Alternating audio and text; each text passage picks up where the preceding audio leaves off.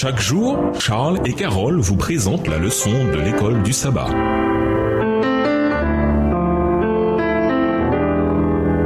Bienvenue dans votre émission. Dieu nous parle. Nous voilà à la leçon de vendredi. Pour aller plus loin, voici des éléments qui résument ce que nous avons vu jusqu'à présent concernant la séquence des royaumes décrits dans Daniel 2, 7 et 8. Qu'est-ce que cela nous indique sur la purification du sanctuaire? Daniel 2, Babylone, Médo-Perse, Grèce, Rome païenne, Rome papale, retour de Jésus, la pierre se détache. Daniel 7, Babylone, Médo-Perse, Grèce, Rome païenne, Rome papale, jugement au ciel, le retour de Jésus, les saints obtiennent le royaume. Daniel 8, Médo-Perse, Grèce, Rome païenne, Rome papale, purification du sanctuaire, retour de Jésus, détruit sans l'aide d'aucune main. Comme nous pouvons le voir ici, il y a des parallèles entre les chapitres. Non seulement les nations sont décrites en parallèle, mais la scène de jugement de Daniel 7 qui survient après les 1260 années, en 538 avant Jésus-Christ jusqu'à 1798 après Jésus-Christ, de la Rome papale, est en parallèle direct avec la purification du sanctuaire qui, dans Daniel 8,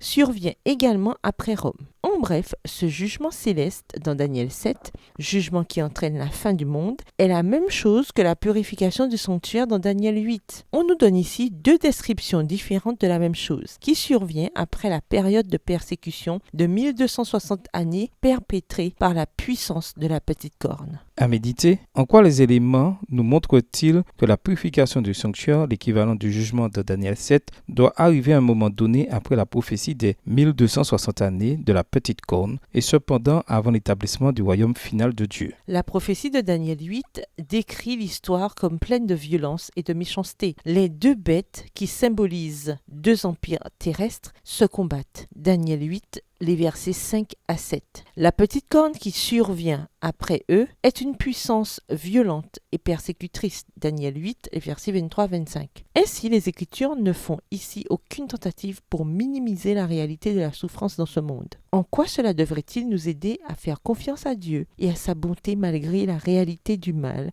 que nous voyons tout autour de nous? Au revoir. Et à demain si Dieu veut. Dieu nous parle. Chaque jour, Charles et Carole vous présentent la leçon de l'école du sabbat.